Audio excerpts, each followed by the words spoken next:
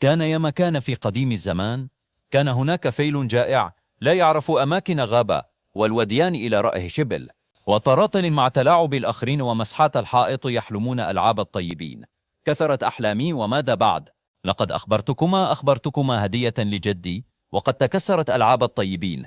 ليتني لم أسمع كلامها ولم تراجع فيما بعد.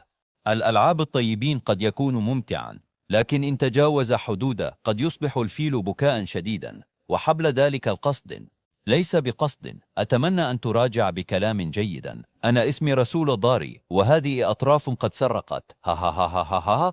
أمانة داخل الحفرة. كم مرة نبهتكم لتكسر ألعاب الطيبين لصديق الفيل؟ الموت لغابة صنوبر، الموت لرماح، الموت لشهابه، الموت في غابة الصنوبر، الموت لرماح، الموت لشهاب لدددو.